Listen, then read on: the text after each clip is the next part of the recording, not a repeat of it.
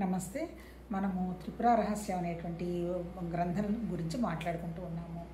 యాక్చువల్గా మనము 11వ చాప్టర్ వచ్చి అసలు జగత్ అంటే ఏంటి అనేటువంటి విషయంలో తర్వాత దత్తాత్రేయుడు పరశురాముడికి చెప్తున్నటువంటి విషయాన్ని చెప్తూ ఉన్నారు. ఏంటి ఇక్కడ నిజంగా దత్తాత్రేయుడు సరే భగవతత్వం అంశ అది తీసేద్దాం. మరి పరశురాముడు ఎవరు? జీవుడు. అంటే జీవుడు అంటే ఎవరు? మనమేనబ్బా. ఏ పుస్తకం చెప్పినా, ఈవెన్ భగవద్గీతలో కృష్ణ భగవాన్ వచ్చి అర్జునుడికి చెప్పినా, తర్వాత దత్తాత్రేయుడు పరశురాముడికి చెప్పినా కేవలం ఏంటంటే మనకు అర్థం కావడం కోసం ఆ పాత్రల ద్వారా చెప్పించడం జరిగింది. ఇప్పుడు ఇందులో ఏమడుగుతాడు? ఇప్పుడు ఈ బుక్ వచ్చి సుభేదనుడు అనేటువంటి మహానుభావుడు మన నారద మహర్షికి చెప్తూ రాయడం జరిగింది. దీంట్లో మనం ఇంకా చాలా వరకు చెప్పుకుంటూ వచ్చాము. హేమలేఖ, హేమచూడు అనేటువంటి పాత్రలను సృష్టించి అసలు మనసు అంటే ఏంటి, జీవన్ముక్తి అంటే ఏంటి, మనసుని ఎలా దాటాలి, తర్వాత మనసులో ఆలోచనలను ఎలా మనం ఆపేసుకోవాలి, ఇవన్నీ కూడా మనం చెప్పటం జరిగింది. ఇప్పుడు ఇక్కడ 11వ చాప్టర్లో వచ్చి మళ్ళీ దత్తాత్రేయుడికి పరశురాముడి సంయోగంలో వివాదంలో అడుగుతాడు, నువ్వంతా ఇప్పుడు ఇక్కడ ఏంటి అల్టిమేట్ ఏంటి? భగవద్గీతలో చెప్పిన అంతా తర్వాత అల్టిమేట్ ఏంటంటే మన వేదాల సారం, ఆ తర్వాత ఉపనిషత్తుల సారం యొక్క సిద్ధాంతాలని ఎవ్వరూ కూడా డీవియేట్ కాల. ఆ మహర్షులు ఏవైతే చెప్పారో దాన్ని కొంచెం అనుభవంలోకి తెచ్చుకుంటూ దాన్ని కొంచెం ఎక్స్పాండ్ చేసి చెప్పటం తప్పింది తప్ప ప్రిన్సిపుల్ మారలా. అంటే అర్థం ఏంటి? మా భగవద్గీతలో ఏమన్నాడు? ఈ కనపడుతున్నదంతా కూడా నా విభూది అన్నాడు. విభూది అంటే కనపడుతున్నదంతా విభూది అంటే ఏంటి? జగత్తంతా విభూది అన్నాడు. ఒరిజినల్గా భగవతత్వం అంటే ఎవరు? స్వరూపం అన్నాడు. మళ్ళీ స్వరూపం తర్వాత ఇంకోటి ఏంటి? ఆత్మ అనాత్మ అన్నాడు. ఆత్మ అన్నా స్వరూపం అన్నా జ్ఞానం. తర్వాత ఇంకా ఏం వాడాడు ఆయన? నిరాకారంగా, నిశ్చలంగా, నిర్వికల్పంగా, నిర్గుణంగా ఉన్నటువంటి ఒకే ఒక శక్తి నుంచి అంతా కనపడేదంతా వ్యక్తమైందయ్యా. ఆ శక్తి ఏంటి? జ్ఞానం. ఆ జ్ఞానంతో ఎదురుగా ఎట్లా కనపడుతుంది? ఆ జ్ఞానం ఒక ఆలోచన చేస్తే అది మళ్ళీ క్రియలాగా బయటకు వచ్చింది అన్నాడు. అందుకనేంటి? క్రియాశక్తి, జ్ఞానశక్తి, ఇచ్ఛాశక్తి, క్రియాశక్తి మనకు వ్యక్తమైంది అన్నాడు. అంటే క్రియాశక్తి అంటే మళ్ళీ ఇండైరెక్ట్గా చెప్పాలంటే ప్రాణం, జ్ఞానశక్తి అంటే ఆలోచనలు. కాకపోతే అల్టిమేట్గా భగవతత్వం ఏంటి? ఈ టైం కానీ, స్పేస్ కానీ, ఆబ్జెక్ట్ కానీ, నామరూపాలు కానీ ఇటువంటివన్నీ ఏమీ లేనటువంటి ఒక స్వచ్ఛమైన సర్వత్రా వ్యాపించినటువంటి 100 వండర్ఫుల్ జ్ఞానం అది. అంటే ఏంటి? ఆ జ్ఞానంలో నుంచి సృష్టి జరగడానికి ఏం పదార్థం అవసరం లేదు. దానికి వచ్చినటువంటి ఇచ్చ ఒకటే, ఆ ఒక్క ఆలోచనే సరిపోతుందన్నమాట. కాకపోతే మనది వచ్చేటప్పటికేంటి? మనది కూడా ఏంటి? మనం మన బుద్ధిలో మన కంటికి కనపడుతున్నవన్నీ వేసుకొని కూర్చొని ఉన్నాం. అంటే ఏంటి? మన శరీరమే సత్యం అనేటువంటిది అనే భావాన్ని గట్టిపరచుకొని ఉన్నాం. అక్కడ భగవద్గీతలో ఏం చెప్పాడు? వేదాల్లో ఏం చెప్పాడు? ఎన్నో కాన్సెప్ట్స్ ఉన్న 3 గుణాల గురించే చెప్పారు. తమోగుణం, రజోగుణం, సత్వగుణం. తమోగుణం అంటే శరీరం, రజోగుణం అంటే మన ప్రాణం, సత్వగుణం అంటే మనస్సు.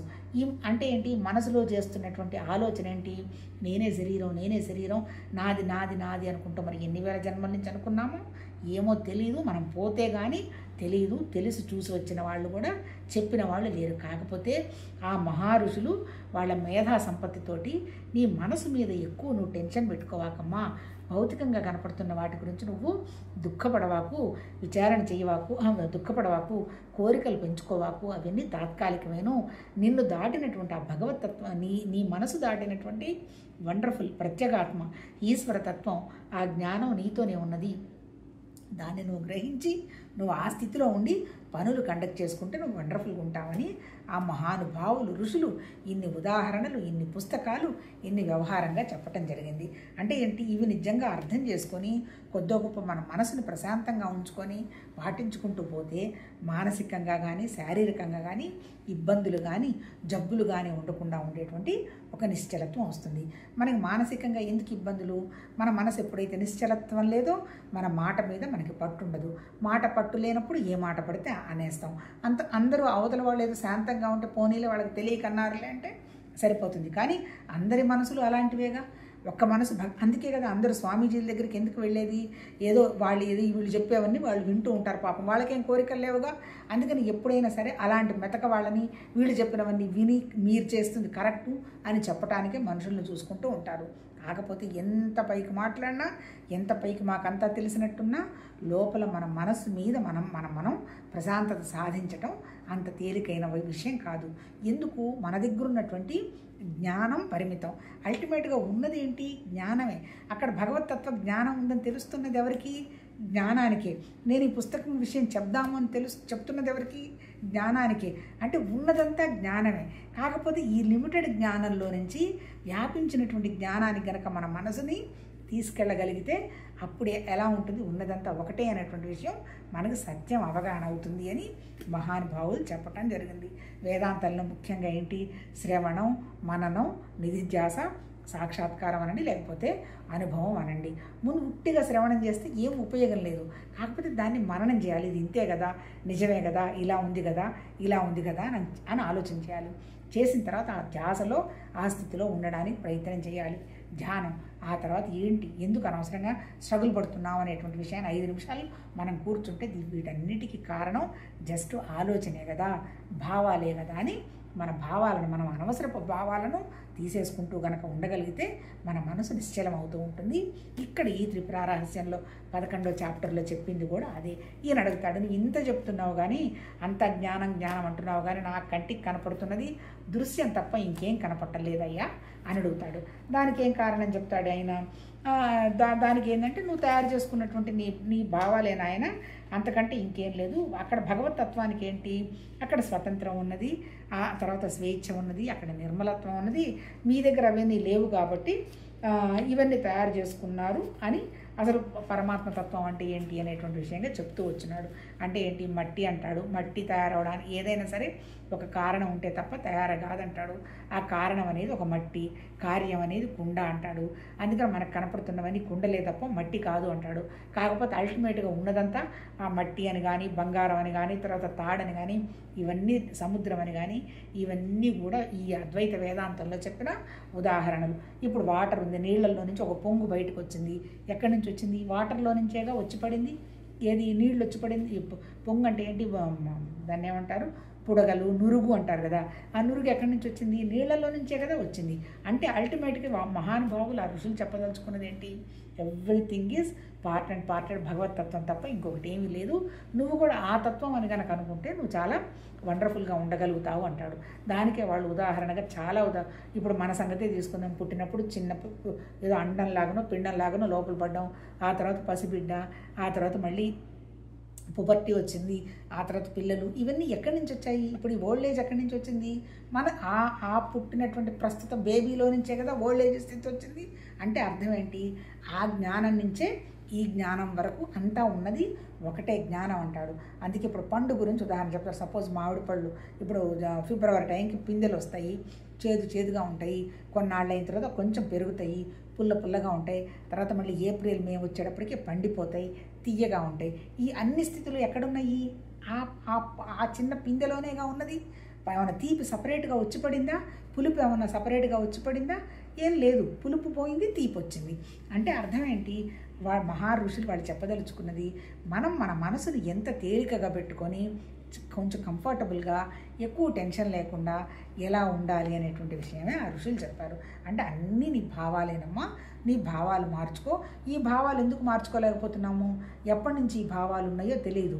సృష్టే ఆది అనాది అంతం లేనిది. ఎప్పుడైతే సృష్టి వచ్చిందో అప్పటి నుంచి ఈ ప్రకృతి ఇదంతా కూడా వచ్చి పడింది. అంటే ఏంటి? అంటే మన తాతలు ముత్తాతలు లక్షల సంవత్సరాల నాడు ఉన్నారో, ఎవరున్నారో ఏంటో కూడా మనకు తెలియదు. అంటే ఏంటి? నేనే శరీరం అనేటువంటి భావం సడన్గా వచ్చింది కాదు. అట్లాగే నాది అనేటువంటి భావాలన్నీ కూడా సడన్గా వచ్చినవి కాదు. కానీ నువ్వు ప్రపంచము కాదు, నువ్వు శరీరము కాదు. నీలో ఉన్నటువంటి ప్రత్యేగాత్మ అనేటువంటి ఈశ్వరతత్వం అనేటువంటి జ్ఞానం నువ్వు.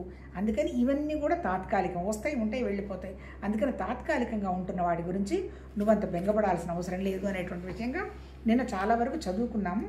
ఈరోజు ఏంటి? ఇక్కడ నిన్న చదివిన తర్వాత ఇంకొక పేజీ ఉంది, అది కంటిన్యూ చేసి క్లోజ్ చేస్తాము ఈరోజు. తర్వాత నిన్నేం చెప్పాడు? ఇక్కడ ఏం చెప్పదలుచుకున్నాడు ఆయన అంటే ఏంటి? ఈ భగవతత్వ శక్తి, ఈ చైతన్య శక్తి అనేదే వండర్ఫుల్. అంటే అన్నీ దాంట్లో నుంచే వచ్చాయి, అక్కడే ఉంటాయి, మళ్ళీ దానికి వెళ్ళిపోతాయి. కాకపోతే అది ఊరికిన ఒక సంకల్పం చేసింది తప్ప రిమైనింగ్ దానికే సంబంధం లేదు. మరి రిమైనింగ్ సృష్టి అంతా ఎవరు చేశారు? ప్రకృతి చేశారు. ప్రకృతి అంటే ఎవరు? ఆ భగవతత్వం అయినటువంటి చైతన్య శక్తిలో నుంచే మళ్ళీ ఒక మాయాశక్తి, ప్రకృతి, ఈ పంచభూతాలు, మన మనసు, మన బుద్ధి, అహంకారం వచ్చి వీటిని మనం ఎక్స్పాండ్ చేసుకుంటూ వెళ్ళిపోతున్నాం, విస్తరిస్తూ ఉన్నాం. ఇప్పుడు ఇక్కడ అద్వైత వేదాంతంలో ఈ పుస్తకంలో చెప్పింది విస్తరిస్తున్నది నువ్వే. అంటే లోపల విస్తరించకుండా ఉన్నది నువ్వే. అంటే ఏంటి? సర్వం భగవతత్వమే. అంటే ఇప్పుడు నా శరీరము భగవతత్వమే, నా కంటికి పడుతున్నటువంటి చీమ భగవతత్వమే, ఈ చెట్టు పరమాత్మతత్వంలో భాగం అనేటువంటి విధంగా మన మనస్సుని ఒకే విషయం మీదకి తీసుకురావాలి. అంటే అద్వైతం అంటే ఉన్నది ఒకటే జ్ఞానం, కాకపోతే కంటికి కనపడుతున్నది కూడా జ్ఞానం అనేటువంటి భావాలను మనం డెవలప్ చేసుకోవాలి. కాకపోతే మనం ఎంతసేపటికి మన భావాలు ఏంది, నాకు అది ఇష్టం, నాది స్వార్థం, నేను అది చేశాను, ఇది చేశాను, ఈ భావాలన్నీ ఉన్నాయి కదా, ఆ భావాలను ఎలా తొలగించుకోవాలో ఇక్కడ చెప్పటం జరిగింది. కాకపోతే ఏంటి, మన దగ్గర అదే జ్ఞానం ఉన్నా మనది లిమిటెడ్ అంటాడు. అక్కడ ఉన్నది ఏంటి? సర్వత్రా వ్యాపించినటువంటి స్వేచ్ఛగా ఉన్న పవిత్రమైనటువంటి వండర్ఫుల్ జ్ఞానం. అందుకని ఆ ఒక్క సంకల్పం చేసినా మనకి ఇంత అద్భుతంగా ఈ సృష్టి అంతా కనపడుతున్నది. కారణం ఏంటంటే అక్కడ జరుగుతున్నటువంటి సృష్టికర్త సామాన్యంగా ఉండి, ఇంతవరకు ఎవరు సృష్టికర్తను చూడలే, కానీ ఈ సృష్టికర్త ద్వారా ఆలోచన ద్వారా వ్యక్తమైనటువంటి సృష్టి అమోఘం. అక్కడ సామాన్యంగా ఉండి ఇదంతా చేస్తున్నాడు. కాబట్టి మనం కూడా ఏంటి, మన దగ్గర కూడా అదే జ్ఞానం ఉంది. అద్దంలో బింబం ప్రతిబింబంగా ఎట్లా కనపడుతుందో మనం ఏంటి, ఇది సత్యం అనుకుంటున్నాం. ఇది సత్యం కాదు. సత్యం అనేది కదలకుండా మెదలకుండా ఉన్నటువంటిది వండర్ఫుల్ జ్ఞానం. నువ్వు కూడా ఆ స్థితికి రావాలన్నట్టే చెప్పటం జరిగింది. ఇప్పుడు ఇక్కడ చదువుదాం.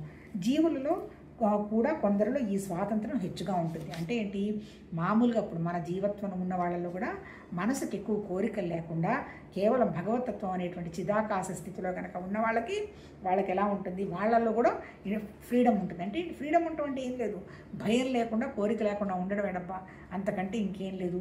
మన జీవ సృష్టి కారణం కేవలం కోరిక భయం ఏంది, ఎప్పుడు పోతుంది? ఆఫ్టర్ ఆల్ ఇదంతా ప్రకృతి, ఉన్నదంతా నా దగ్గరే ఉన్నది, భగవతత్వం తప్ప ఏం లేదు, ఈ సృష్టి అంతా చెత్త నేనే తయారు చేసుకున్నాను, ఆ డోంట్ కేర్ అనేటువంటి స్థితి మన మనసుకు వచ్చినప్పుడు మన మనసు కూడా వ్యాపించడం మొదలు పెడుతుంది. ఎప్పుడైతే మనం వ్యాపించడం మొదలు పెడుతుందో అప్పుడు మనకు కూడా కొంత స్వాతంత్రం తెలుస్తుంది. ఎందుకంటే చిన్న విషయానికి చెదరడం కానీ, భయపడటం కానీ, దుఃఖపడటం కానీ ఉండదు. మనం ఏదైనా ఒక చిన్న చితకది మనం సహజంగా అనుకోవడం ఉండదు. అనుకుంటే మెటీరియల్ అవ్వడం పెద్ద కష్టంగా కూడా ఉండదు. అంటే మన దగ్గరే ఉంది కదా అనేటువంటి ఒక అవగాహన 100% రావడం జరుగుతుంది. తర్వాత ఇంకోటి, మణులు, మంత్రాలు మొదలగు వాని చేత మనసు యొక్క సంకోచం తగ్గు కలది స్వాతంత్రం పెరుగుతున్నాం. అంతే కదా, ఏ స్వార్థం లేకుండా కొంతమంది మంత్రాలు యోగులు ఉంటారు కదా, వాళ్ళు అవి ఇవి సృష్టిస్తూ ఉంటారు కదా, అంటే పదార్థం లేకుండా కూడా సృష్టించగలిగిన శక్తి ఉంటుంది. ఎందుకు పాపం, వాళ్ళు సృష్టించాలని కాదు, అది తాత్కాలికమే, అవేం పర్మనెంట్గా ఏముండవు. కాకపోతే భగవతత్వం ఇలా ఉంది అని నమ్మకం క్రియేట్ చేయడానికి వాళ్ళు చేస్తే చేసి ఉండొచ్చు.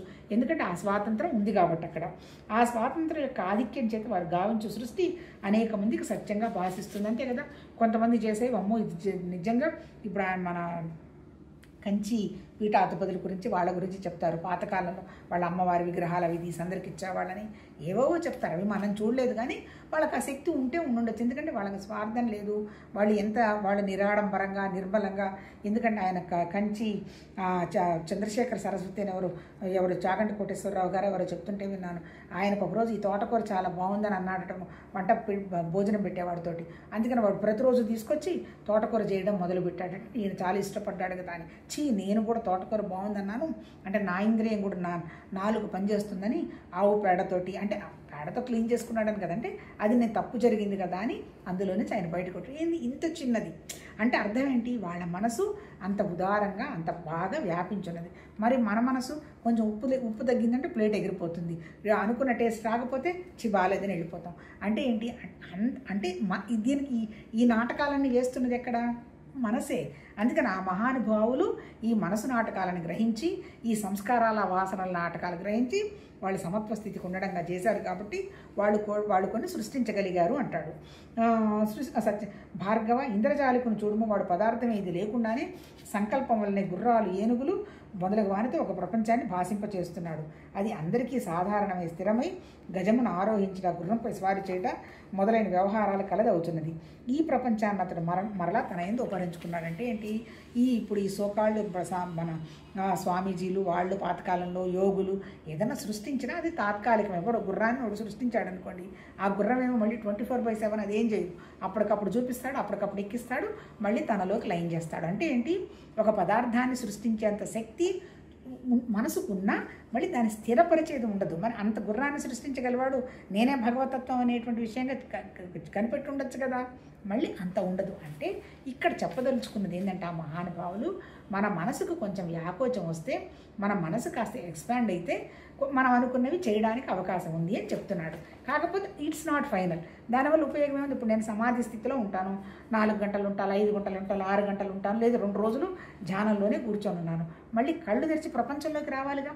అదే విషయం హేమచూడుడి కేమలేక చెప్తుంది. నువ్వు ధ్యానంలో తర్వాత నువ్వు సమాధిలో ఆనందం పొందుతున్నావు, కళ్ళు తెరిస్తేనే ధ్యానమా, కళ్ళు మూస్తేనే ధ్యానం? అదేం కాదు, సర్వత్రా కనిపిస్తున్నది భగవతత్వం ఏను, అది నా దగ్గర కూడా ఉన్నదనేటువంటి నువ్వు భావంలో ఉండగలగాలి. కానీ ఏదో ఒక అరగంట చేయడము, ఇవన్నీ సృష్టి చేయడము, ఇవన్నీ కరెక్ట్ కాదు.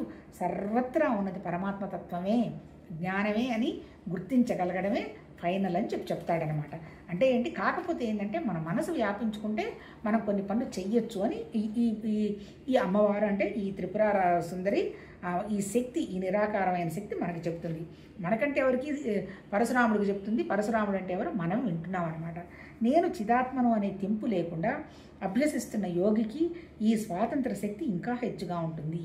అంటే నేను అంటే నేను నాది అనేటువంటి భావన లేకుండా ఉన్నదంతా ఒకటే భావం అనేటువంటి భావం ఉన్న చోట ఈ మనసుకు ఉన్నటువంటి స్వాతంత్రం ఇంకా హెచ్చుగా ఉంటుంది అంటాడు.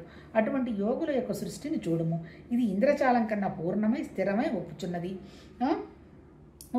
వారి యొక్క, కాకపోతే ఆ స్థితి పరిమితం. అందువలన వారి సృష్టి కూడా వారికి వెలుపలనే గోచరిస్తున్నది. అంతేకాదు లోపల గోచరించట్ల, బయటే కనపడుతున్నది. చిదాత్మ యొక్క స్వాతంత్రం అపరిమిత మగుడిచే జగత్తంతా చిదాత్మ అంతే పూర్ణంగా స్థిరంగా వ్యవహార రూపంగా భాషిస్తున్నది. కావుననే అద్దానికి భిన్నంగా ప్రతిబింబానికి ఎలా సత్యం లేదో అలాగే చిదాత్మకు భిన్నంగా జగత్తుకు సత్యత్వం లేదు. అంటే అర్థం ఏంటి, ఇప్పుడు అద్దంలో నిలబడతాము, బింబం ఉంటేనే ప్రతిబింబం కనపడుతుంది, ఆ ప్రతిబింబంలోంచి బయటకు వచ్చేస్తాము, అద్దంగా ఉంటుంది, అక్కడ ఏ పదార్థం లేదు అద్దంలో. అలాగే ఆ భగవతత్వంలో కూడా, ఆ జ్ఞానంలో కూడా పదార్థంతో సంబంధం లేకుండా దానికి లోపల బయట ఆ జ్ఞానం తప్ప ఇంకొకటి ఏమీ లేదు. అంటే మనందరి దగ్గర ఉన్నది జ్ఞానమే, కాకపోతే మన దగ్గర ఉన్నది పరిమిత జ్ఞానం. ఇప్పుడు చెప్పదలుచుకున్నది ఏంటంటే, ఆ పరిమిత జ్ఞానం కనుక అపరిమితంగా కనుక వ్యాపించగలిగిందంటే మనకి ఆ జ్ఞానానికి కూడా తేడా లేదు అంటున్నాడు. కాకపోతే యోగులు భూగులు ఏదైనా సృష్టించినా అది ఏదో టెంపరీగా సృష్టించేది తప్ప నేనే చిదాభా అంటే నేనే ఏమంటారు దాన్ని, చిదాకాశమైనటువంటి తత్వం ఉన్నటువంటి జ్ఞానాన్ని అనేటువంటి అవగాహనకు వచ్చిందాకా ఇదంతా ఒక ప్రయాణం నడుస్తూ ఉంటుంది. కాకపోతే ప్రయాణమే ఆనందం. ఎందుకు, చిన్న భౌతికమైన విషయాల మీద కొద్దో గొప్ప విషయం అర్థమవుతోంది, వ్యామోహం తగ్గుతుంది. కాబట్టి ఇది ఒక ప్రయాణం, ఒక బస్ ఎక్కున్నాం. కాకపోతే ఏంటంటే ఈ ప్రయాణంలో ఈ శరీరం ప్రపంచం దూరం అయిపోతూ ఉండాలి, ఆ భగవతత్వం దగ్గర అవుతూ ఉండాలి. అప్పుడు మనం కొద్దో గొప్ప వ్యాపిస్తున్నట్టు లెక్కనమాట. ఆ తర్వాత ఇంకేమంటున్నాడు, చక్కగా విచారించి. ఇప్పుడు ఇక్కడ అల్టిమేట్ ఏంటంటేనబ్బా, ఈ భగవద్గీతకి త్రిపుర రహస్యానికి పెద్దగా తేడా లేదు. కాకపోతే త్రిపుర రహస్యం ఈ పుస్తకంలో చెప్పినటువంటి విషయం ఏంటంటే ముఖ్యంగా 2 విషయాల మీద ఫోకస్ పెట్టాడు. ఏంటి 2? మొట్టమొదటిది ఏంటి, సత్సంగమో సద్గ్రంథమో ఏదో మంచి మాటలు వినడమో ఏదో చేస్తే అప్పుడు ఈ భౌతికంగా ఉన్న వాటి విషయాల మీద కొద్దో గొప్ప మనసు తప్పిపోతూ ఉంటుంది. రెండేంటి, కూర్చొని కుదురుగా విచారణ చెయ్యాలి. ఏంటి వీటన్నిటికీ ఇప్పుడు మన సృష్టికి కారణం ఏంటి, జస్ట్ భావాలే. నేను ఇలా ఉండాలి, నాకు ఇంత ఆస్తి ఉండాలి, నా పిల్లలు, ఆ తర్వాత నేనేదో చదువుకోవాలి, చెప్పాలి, ఇదంతా కూడా మేబీ భావాలు అయ్యి ఉండొచ్చు. ఈ భావంలో ఇది నేను చెప్పకుండా ఉండలేను, చదవకుండా ఉండలేను అని కనుక అన్నాము అంటే మళ్ళీ ఇదొక రకమైన సంస్కారం, వాసన. పొరపాటుని ఇది ఒకరోజు జరగలేదనుకోండి, అయ్యో ఏదో పోయింది అనిపిస్తుంది. అలా కాదు, మనసు మీద ఎలాంటి ముద్రలు ఏర్పాటు చేసుకోకుండా, ఈ మనసులో ఎలాంటి ఆలోచన లేకుండా, ఇబ్బంది పెట్టే ఆలోచన లేకుండా, మనసు ఆకాశం ఎంత ఖాళీగా ఉంది, మనం కూడా అంత కళ్ళు మూసుకుంటే ఖాళీగా కనపడుతూ ఉంటే దాన్నే మైండ్ఫుల్ అంటుంటారు కదా. మైండ్ఫుల్ అంటే ఏంటి, ఆ మైండ్లో అనవసరపు ఆలోచన తీసేసి ఆ మైండ్ఫుల్లో ఆకాశం లాంటి ఖాళీని పెట్టగలగడం మైండ్ఫుల్. తర్వాత హార్ట్ఫుల్ అంటారు. హార్ట్ఫుల్ అంటే ఏంటి? ఎప్పుడైతే మైండ్ఫుల్, మనసులో పిచ్చి పిచ్చి ఆలోచనలు లేవో, హార్ట్లో అనవసరపు ఎమోషన్స్ ఉండవు. అప్పుడు హార్ట్ ఎలా ఉంటుంది?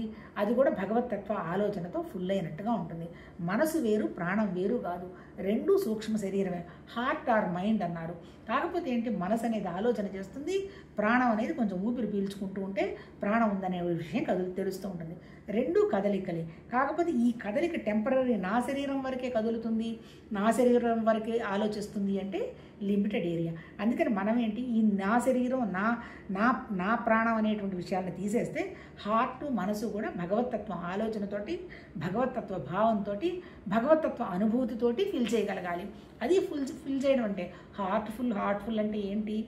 మైండ్ఫుల్ అంటే ఏంటి? మైండ్లో ఆ భగవతత్వాన్ని కంప్లీట్గా ఇంజెక్ట్ చేసుకోగలగాలి. కానీ ఇప్పుడు మనకి వెళ్ళదు కదా, మనం అలా ఇంజెక్ట్ చేయలేం కదా, భౌతికంగానే పరిగెడుతూ ఉంటుంది.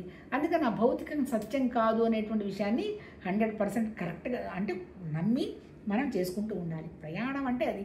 ఎప్పుడైతే అలా చేసుకుంటూ ఉంటామో, దీన్ని వదిలేస్తూ ఉంటామో, ఇక్కడ భగవతత్వం అనేటువంటి విషయం మనసులో, మన హృదయంలో అది ఫీల్ అవుతూ ఉంటే అక్కడికి మనం ప్రయాణం చేస్తుంటాం. మళ్ళీ ప్రయాణం ఎక్కడ? మనలో ఉన్న మనస్వరూపమే, బయట ఏం లేదు.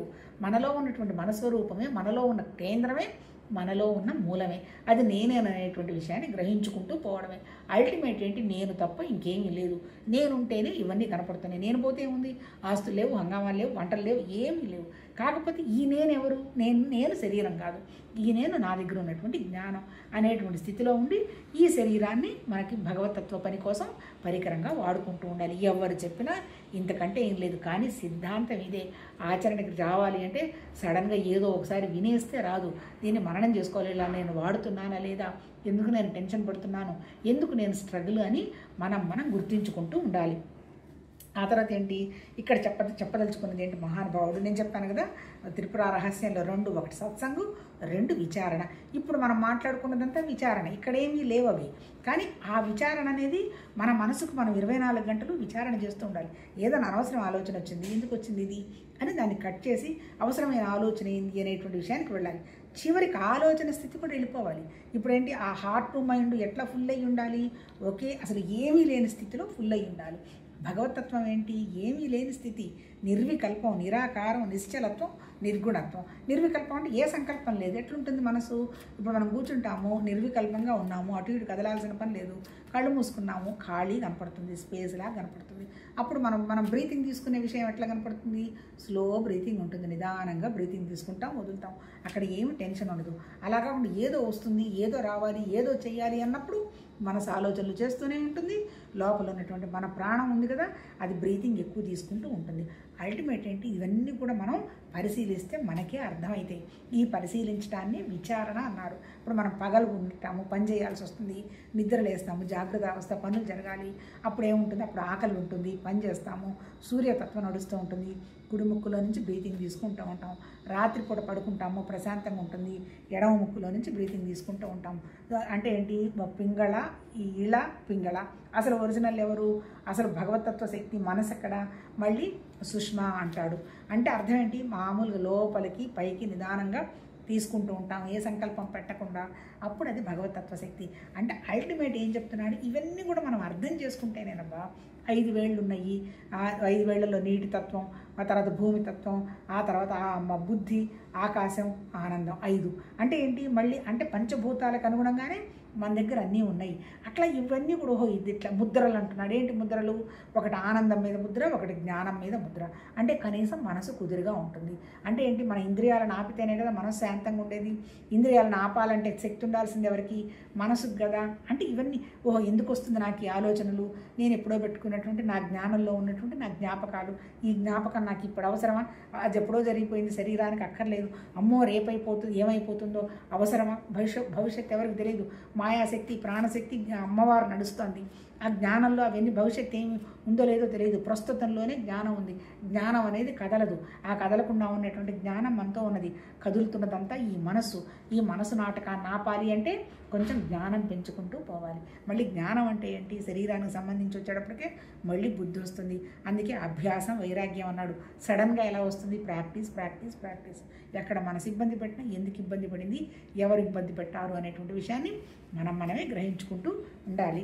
తర్వాత ఇక్కడ ఏం చెప్తున్నాడు, విచారణలో ఏం చేయాలో చెప్తున్నాడు. చక్కగా విచారించినప్పుడే జగత్తు అసత్యం అని తెలుస్తుంది. అంతే, ప్రపంచం 100% అసత్యం. నువ్వు ఎక్కడికన్నా పో, 100% నువ్వు సంతృప్తి పడాల్సిందే తప్ప పక్క వాళ్ళని ఎవరిని సంతృప్తి పరచలేవు, ఎవరిని నువ్వు హ్యాపీగా కూడా ఉంచలేవు. అలాంటప్పుడు కనీసం బాధ పెట్టకుండా ఉంటే చాలు. హ్యాపీనెస్ అనేది మనకే తప్ప ఎందుకంటే నువ్వు ఏమి ఇచ్చినా వాడికేం కావాలో నువ్వు ఇవ్వలేవు కదా, నీకేం తెలుస్తుంది? వాళ్ళ మనసులో దూరి ఈరోజు ఒకటి బాగుందంటారు, రేపు ఇంకోటి బాగాలేదంటారు. బాగుందో తెలియదు, బాగలేదో తెలియదు, ఇవేమీ తెలియదు. కాకపోతే నీకు ఇచ్చిన పనిని పరమాత్మతత్వం పని అనేటువంటి విషయంగా ప్రస్తుతంలో ఉండి సంతోషంగా చేసుకుంటూ పోవటమే. అంటే అర్థం ఏంటి, ఈ ప్రపంచం అనేది క్షణక్షణం మారుతూ ఉన్నది. మనం చిన్నప్పుడు ఒక రకంగా ఉంది, ఒకళ్ళు లేనిదే ఉండలేమని మనమే అనుకున్నాం. తర్వాత వచ్చేటప్పటికి మన ప్రయారిటీస్ మారుతున్నాయి. మనమే ఇలా మారుతున్నప్పుడు మరి ప్రపంచం మారదా? మారకుండా ఉన్నది ఒకటే ఉన్నది, జ్ఞానం. అది మన దగ్గరే ఉన్నది. కాకపోతే నేను జ్ఞానం అనేటువంటి విషయం నాకు గుర్తుకు రావడంలా, నాది శరీరం అనేటువంటి విషయమే నాకు గుర్తొస్తుంది. మారకుండా ఉన్న జ్ఞానం ఉన్నంతే కదా. నేను చిన్నప్పుడు ఉన్నాను, ఇదే జ్ఞానం ఉంది. తర్వాత మళ్ళీ మిడిల్ ఏజ్, ఇదే జ్ఞానం ఉంది. ఓల్డ్ ఏజ్, ఇదే జ్ఞానం వచ్చింది. లోపల నాకు ఇంత వయసు వచ్చింది అనేటువంటి విషయం నా మనసుకి ఏమన్నా తెలుస్తుందా? తెలియడాలంటే మారకుండా ఉన్నది మన దగ్గరే ఉన్నది. చక్కగా ఎప్పుడు తెలుస్తుంది? మనం విచారించినప్పుడే తెలుస్తుంది. జగత్తు అసత్యం అని తెలుస్తుంది. మరి ఏ సాధనం చేత తెలియదు. ఎప్పటికీ మారనిది సత్యం, ఎప్పటికైనా మారునది అసత్యం. అంటే నువ్వు విచారణ చేస్తేనే ఏది సత్యం ఏది అసత్యం అని గ్రహిస్తావు. ఆ దృష్టితో జగత్తును చూడము. అది అతి చంచలం. అద్దంలోని ప్రతిబింబం యొక్క దృష్టాంతాన్ని అనుసరించి సమస్తంలోనూ సత్యాసత్యాలను విభజించి గ్రహించుము. అద్దము అచలం, దానిలోని ప్రతిబింబం చలం. ఇప్పుడున్న ప్రతిబింబం కొంచెం సేపటికి ఉండదు. అలాగే జగత్తు నిరంతరం మారుతూ ఉంటుంది. కానీ దానికి ఆధారమైన చిదాత్మకి మార్పు లేదు. కావున జగత్తులోని పదార్థాలు సత్యత్వాన్ని విచారిస్తే నిలువదు, చూడము. అంటే అర్థం ఏంటి? ఇప్పుడు మనం అద్దంలో ఉంటాయి, బొమ్మలు మారతాయి. అద్దంలో కనపడటం, అగ్ని ఉందనుకో, నిప్పో నీళ్ళు ఉన్నాయనుకో, దాన్ని ఏమన్నా ఇబ్బంది పెడతాయా? ఇబ్బంది పెట్టవు. అంటే అర్థం ఏంటి? మారకుండా ఉన్నది ఒకటి ఉన్నది, మారుతూ ఉన్నది క్షణక్షణం మారుతున్నది. ఈ మారుతున్న దాని మీద ఎక్కువ ఫోకస్ పెట్టకుండా తర్వాత మారుతున్న వాటి మీద ఎక్కువ ఫోకస్ పెట్టకుండా మారకుండా ఉండేటువంటి సత్యాన్ని నువ్వు గ్రహించుకుంటూ కనుక పోగలిగితే సత్యాన్ని నువ్వు అర్థం చేసుకుంటావు అంటాడు. రేపు ఇది కంక్లూడ్ చేద్దాం. ఇంకా 2 పారాగ్రాఫ్లు ఉన్నది. రేపటితోటి ఈ టాపిక్ అయిపోతుంది. ఏం లేదబ్బా, అల్టిమేట్గా ఏం లేదు. ఈ మన మహానుభావులు ఋషులు మరి అది ఎన్ని వేల సంవత్సరాల నాడు ఏం చెప్పారో తెలియదు. అంటే ఏంటి? మనసు అన్నిటికీ మూలమైంది మన దగ్గర ఉన్నటువంటి మనస్సు అనేటువంటి పరికరం. మనసు అంటే ఏం లేదు, ఆలోచనలు. ఇప్పుడు సముద్రంలో అలలు వస్తుంటాయి, ఒక అల వస్తుంది, అందుకే వేవ్స్ అంటారు, థాట్ వేవ్స్ అంటారు. అందుకని మనం ఏం చేయాలి? ఆ థాట్ వేవ్ని గుర్తించగలగాలి. ఆ థాట్ వేవ్ ఏమొస్తాయి మనకి? ఎంతసేపటికి వచ్చినా మనం తయారు చేసుకున్న మన వస్తువులు, మన మనుషులు, మన బంధువులు. ఇంతకంటే ఇంకేం లేదు కదా. లేదంటే నాకు అది ఇష్టం, నాకు అది ఇష్టం, లేదంటే నాన్న అది తెచ్చుకోవాలి, ఇది కావాలి, అది కావాలి. ఇప్పుడు మనం ఏం చేయాలి? ఆ థాట్ని మనం గుర్తించాలి. గుర్తించడాన్ని స్ఫురణ అంటారు. అంటే ఏంటి? స్ఫురణ అంటే మళ్ళీ అల్టిమేట్ వచ్చే జ్ఞానం. ఆ గుర్తించగలిగే జ్ఞానం మన దగ్గరే ఉంది. గుర్తించడమే జ్ఞానమే. పదార్థము జ్ఞానమే, అంతే కదా. ఇప్పుడు నాకు ఈ పుస్తకం అని ఎలా తెలుస్తుంది? నాకు అది జ్ఞానమే. అంటే అల్టిమేట్ ఏంటి? నాకు తెలిసింది జ్ఞానమే, నేను చూస్తున్నది జ్ఞానమే, జరిగిపోతున్నది జ్ఞానమే. ఇదంతా అంటే ఏంటి? అల్టిమేట్గా మళ్ళీ ఈ జ్ఞానం అంతా ఎక్కడుంది? మన దగ్గరే ఉంది. మన మనస్సు, మన ఆలోచనలు. లిమిటెడ్ అయితే మనస్సు, ఎక్స్పాండ్ అయితే జ్ఞానం. నా దగ్గర ఎక్స్పాండ్ అయిన జ్ఞానం ఉన్నది, నేనది. ఈ భౌతికంగా ఉన్నదంటే ఒక Ramlila, Krishna Leela, just it's nothing but ఒక డ్రామా నడుస్తున్నది. ఆ డ్రామా అవసరమైనప్పుడు వెళ్ళి నా రోల్ ప్లే చేస్తుంది. రిమైనింగ్ టైంలో నా జ్ఞానంలో నేను ఉండడం జరుగుతుంది అనేటువంటి విషయం కనుక గ్రహించటమే మనం ఒక ప్రయాణం మొదలుపెట్టినట్టు. ఆ ప్రయాణంలో డెస్టినేషను, ఇప్పుడు మనం ఎక్కాము, ఒక బస్సు పోతూ ఉంది, ఎంత దూరం పోయిందని పోయిన వాళ్ళకి మనం ఏం చెప్తాం? చెప్పేటప్పుడు బాయ్ బాయ్ అంటాము. పోతూ ఉన్నాము. వచ్చిన తర్వాత మనకి అంటే వాళ్ళకి మనం చెప్పేది కూడా ఏమీ లేదు. అందుకని ఏంటి? ఎవరి ప్రయాణం వాళ్ళు చేసుకుంటూ పోవటమే. ఇలాగే నేను అక్కడికి పోయి వచ్చాను, నా ప్రయాణం ఇలా వండర్ఫుల్గా జరిగింది అని మనకు వచ్చి చెప్పిన వాళ్ళు కూడా లేరు. కాకపోతే వాళ్ళు ఏం చెప్పారు? నా ప్రయాణం నడుస్తుందమ్మా, ఈ ప్రయాణంలో నేను హ్యాపీగా ఉన్నాను, మీరు కూడా ఇలా చేస్తే హ్యాపీగా ఉండొచ్చు అంటారు. అంటే అర్థం ఏంటి? దానికే ఆ ప్రయాణానికి ఒక్కొక్కళ్ళు ఒక్కొక్క పేరు చెప్పి ఒక్కొక్కళ్ళు ఒక్కటి సాధన చేస్తూ ఉంటారు. మనకి మహానుభావుడు మన వ్యాసుడు రాసినటువంటి భగవద్గీత ఉపనిషత్తుల సారవంతా క్రోడీకరించి ఏంటది బ్రహ్మసూత్రాలు, భగవద్గీత, ఇట్స్ వండర్ఫుల్ టెక్స్ట్. దానికంటే కూడా ఈ త్రిపుర రహస్యం ఇంకా మన డౌట్స్ క్లారిఫై చేస్తుంది. అందుకని ఏంటి యోగం అన్నాడు, కర్మయోగం, భక్తి యోగం, రాజయోగం, జ్ఞానయోగం అన్నాడు. ఏంటి కర్మయోగం అంటే ఏంటి? నా దగ్గరే ఉన్నటువంటి జ్ఞానంతో నేను కలిపి పని కండక్ట్ చేయటమే, పని నా ద్వారా వ్యక్తమైన చూడటమే. ఏంటి ఆ జ్ఞానం? భగవతత్వం అనేటువంటి జ్ఞానం, నా స్వరూప జ్ఞానం, నా ఆత్మ, నా జ్ఞానం అన్నీ నాతోనే ఉన్నాయి. కాకపోతే ఈ శరీరం అనేది ఉపాధి, అది నడిచిపోతూ ఉన్నది. అంటే స్వార్థం కోసం కాకుండా భగవతత్వం కోసం పని జరుగుతూ ఉంది అన్నప్పుడు ఆ కలయికతో చేస్తాము, ఆ కలయికతో యోగం చేస్తాం, ఆ కలయికతో భక్తి. అంటే అల్టిమేట్ ఏంటిది? ఆ కలయికతో జ్ఞానం. అల్టిమేట్ ఏంటి? కలయిక అంటే ఏంటి? ఉన్నది ఒకే ఒక జ్ఞానం, అది మనతోనే ఉన్నది అనేటువంటి విషయాన్ని గ్రహించడం. రేపు ఆ 2 పారాగ్రాఫ్లు కన్క్లూడ్ చేసి ఈ టాపిక్ని క్లోజ్ చేస్తాం, చూస్తాం.